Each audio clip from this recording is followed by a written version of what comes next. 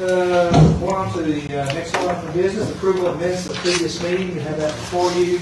There is one change. The meeting was not going to the gas company last month. It was down in Rogersville. We'll get that changed. So, does anybody else see anything else?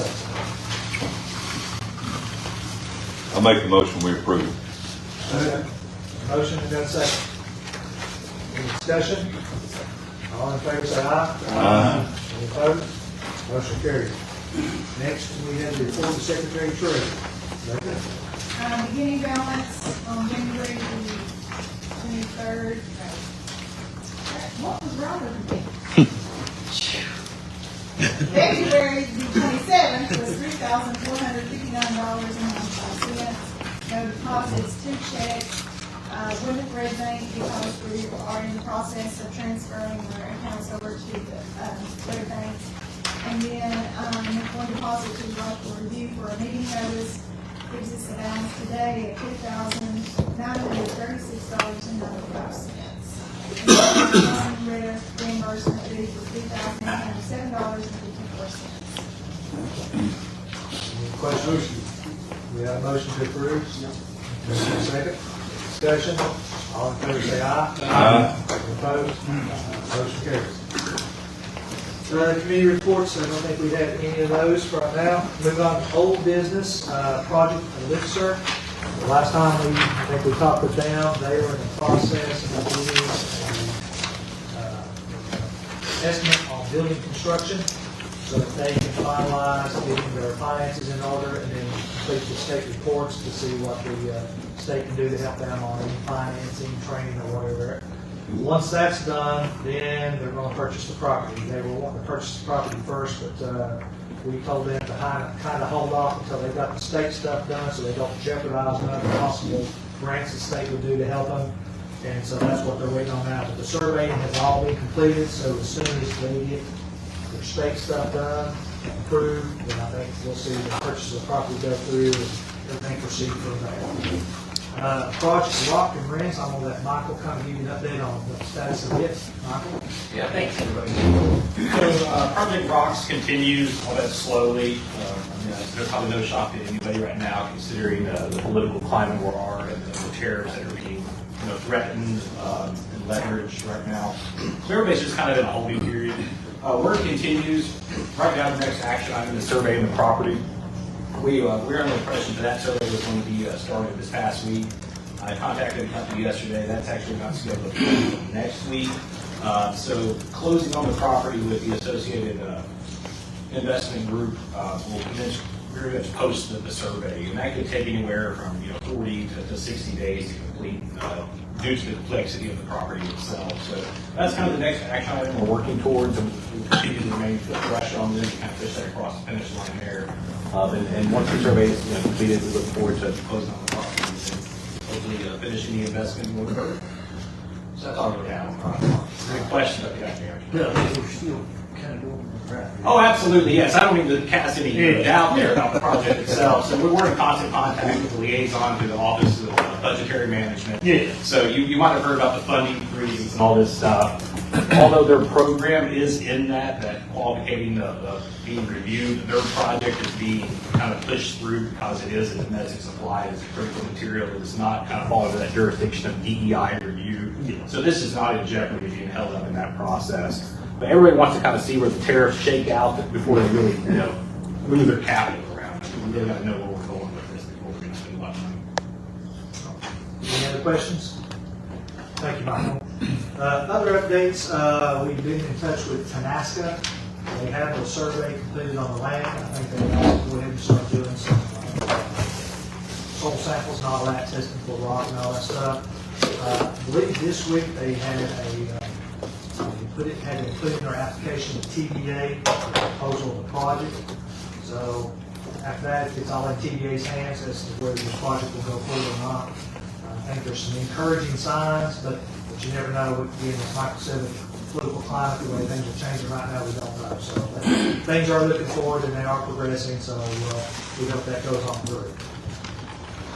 Moving on to new business, you see a new one called Project Lionsgate. Bill Lyons was contacted by a gentleman who's looking to maybe relocate their manufacturing down here. They both share a mutual friend. Bill in turn contacted Rebecca and I, and the three of us had a conference call with the gentleman the next day. Sounded very promising. It's a very large corporation, privately owned. Been in business over 100 years. At Bill's suggestion, we presented them the possibility of the old vacant TRW building. It does match the specs he needs, which is about 200,000 square feet of manufacturing, 325 jobs, $20 to $25 an hour pay. So they, basically, he said, put it bluntly, he's tired of dealing with the Yankees. And wants to move down here to the south and all that, especially the regulations and all that, the other states, they're having a lot of issues with now, so. We only had the one phone call because he had told us that he had to go to Europe for about a month or 6 weeks to deal with some other business that the manufacturing has.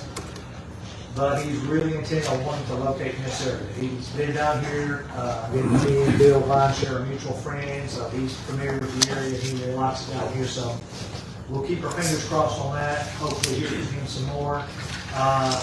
If the building does not suit him though, I think it is say that he might need about 20 acres of land, so I think we might need to come like that to that possibly with all the other deals that are going on. But I'm hoping the TRW building will work out for him, because that's a perfect fit for the way he talks with what's going on and all that. So we'll try to keep you abreast of what's going on that. Next item is emergency exit. Of course, you know we have an emergency exit in the park with the gate. Rebecca told me they just found out the other day they're having some issues with the electronic eyes. They can manually open the gate, but not electronically. Jeremy and I, we dealt with some of those people that do that. I think the company that installed that is out of business now as far as installed the gate guys, but we'll find some others and try to get back with you on getting that corrected. So if we ever have to use that service, we'll have it available. Next, I'll let Michael do some more networks update. Michael? Yeah, absolutely. Thank you, Patrick. Real quick about the park. You know, we're talking about the park developing and running out of land, and Project Lion Gate is a great example of needing more. And looking in towards the park is a great option there. And to that point, we will plan to work with Rebecca and Patrick this fall on the next round of site development grants for potential improvement for some of this acreage. The state has recently kind of beefed up their program to allow up to $5 million of funding and allow vertical spec building development. And that's a big initiative there. Historically, it's always been, you know, restricted to just physical improvements of the site itself. Now that the state is funding vertical development and potential spec buildings, and with this county's match rate there, we could leverage up to 90 to 92 cents on the dollar to go vertical. So that's something we'd like to look forward to and have that discussion and really kind of target some smaller acreage sites within the park to really see if we can improvement and leverage some state dollars for that.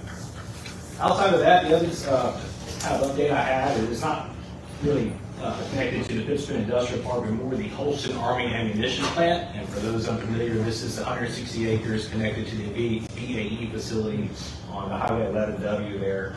And for the longest time, it's always been thought that this 160 acres would support large industrial development.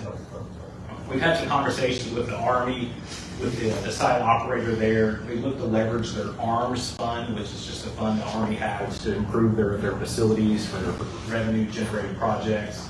That funding is limited to $4 million annually, spread upon all of their facilities across the country. That site itself, if you've driven by it, has severe topographic challenges. It costs $23 million to grade. That's something that the ARMS program will not, tackle or really kind of move the needle on there. So we're kind of shifting the conversation away from the 160 acres there and looking at the rail infrastructure that currently exists that kind of operates there. The conversation is shifting to a potential port or even transmodal facility open to the public there. So we've got some large investors that we're meeting with there tomorrow to kind of talk through that and what that could look like. That'd be a great asset for this community, for the kind of 40 miles surrounding that site, to have rail accessible operations to available to our companies that don't have direct rail service to their site right now. So that's kind of our initiative of heading towards Kingsport and kind of looking at what that site could become in the future. Thank you, Mike. Any questions? I went to the meeting excuse me, it's been over 10 years about developing that. Yeah, because they were asking about the water and getting it extended into the park. And I always kind of wondered what's. For the longest time, the Army, it's a very unique site. It's federally owned. You can't purchase the site. You can only do a long-term land lease. And the biggest development barrier that we've had is the approval process. So when you bring a project to look at the site, the Army wants to know everything about it. And then they say, hey, give me 10 months, I'll come back to you with an answer. Well, from what we know in industrial development, there is no 10-month window for answers. That's a no right then and there. So it's never been able to move beyond that. And not that we're making a lot of headway on that discussion because the approval process is still there. We're shifting to a smaller scale that wouldn't require near as much approval or thought into it. The Army's major concern, obviously, is the safety of their materials, access to the site. So as long as we can limit the amount of traffic coming in and out and kind of limit their risk, I think there's some opportunity for some partnerships there as well. It'll be much smaller than 160 acres that everybody had envisioned in the past 10, 20 years. Any other questions? All right, next, let's see, Allison, and Allison Noble is reading us. I am. Good job. That was, yes, so, I wasn't gonna open that after. Talk about all the great things I did for you when I was But, yes, I will be leaving. I was gonna send an email out, but I knew I would be here, and, my last day is actually tomorrow. I did not seek this opportunity out, I promise. It just fell in my lap, and I felt like I would regret it if I didn't take it. But I'll still be around and holler at me if you see me. But I really enjoyed working with all of you. Economic development is fun when you have good community partners. And I can genuinely say Hawkins County, Rebecca, Patrick, networks have been great community partners. We couldn't do what we do, and I actually enjoy working with you all. And I don't put this in the newspaper, but couldn't say that about everybody. Trusted you on that one. Anyway, I'll probably never get hired back now that I said it. But whatever, what do I care? So, but some project updates. Some weird stuff has happened the last couple of months on an existing industry. They're expanding. Do we talk to the consultant? Do we not talk to the consultant? But by all intents and purposes, we see that project moving forward. So all of that will be again passed off to Lynn, who is my, for those of you who don't know Lynn, but Lynn Tolley, she's the supervisor. So she's the regional director for Northeast Tennessee.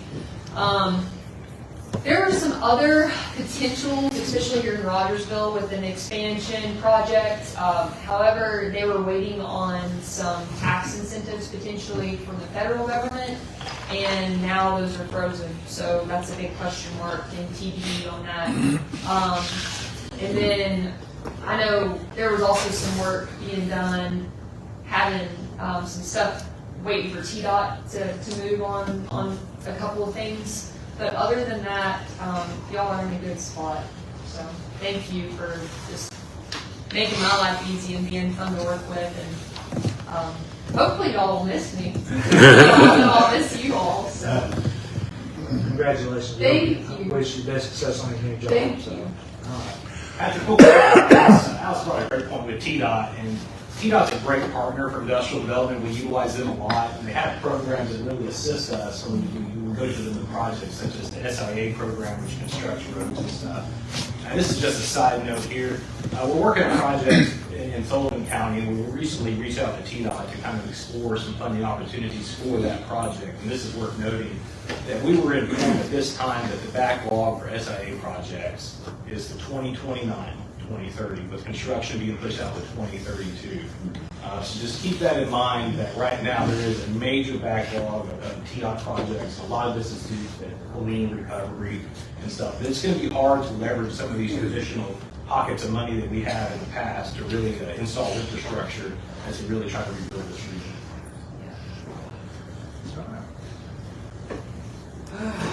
Mr. Stevie, you got anything you need to update us on, anything? No, I guess, I could go over what we do and everything, but I don't know if the right audience. Okay. Anybody with kids, just please have coffee. Mayor? I just want to piggyback on what Michael said about the SIA program. Sure wish there was money available. We're going to have a meeting on Friday with the plant manager from Cardinal, Glass, and a representative from the Tennessee Development District to see if we can't put a good story together for getting Cardinal Way taken care of, but it may be out in the future. Yeah, I knew there was some road issues out there, and of course, the bridge was pushed back, the replacement for 2 years because of, like I said, Hurricane Helene. We were informed that we relocate some of our gas systems because of that, so. Yeah, that hurricane really did a lot of damage to the timeline on a lot of stuff. It appears projects are being triaged to the point that they're placing priorities on obviously critical infrastructure. And if you have a project that's good for the community, but it's not absolutely mission critical to your infrastructure, that's being back burner for several years. Yeah. Anybody else? Tim, anything you would like to add? Probably an update on the pay contract. Did that go through? Still waiting, I think, the attorneys to finish up on the contract itself. The gentleman, I understand, has purchased fertilizer, spray, and everything ready to go, just wants the finalized contract. Okay. So that's where it stands right now. I think Joel is kind of getting ready for it, where he does it. They'll just try to clean up some areas because they'll have more to do. But if we get this, if he upholds his end of the bargain, it'll take a lot of work off of Joel. Maintain those fields where he don't have to, kind of keeping the park looking nice and neat, people coming in there and seeing it. So. Good. Does Joel still need a truck? Yes, he does. Yeah, yeah. So, anything else? Not, do I hear a motion to adjourn? I'm over with adjourn.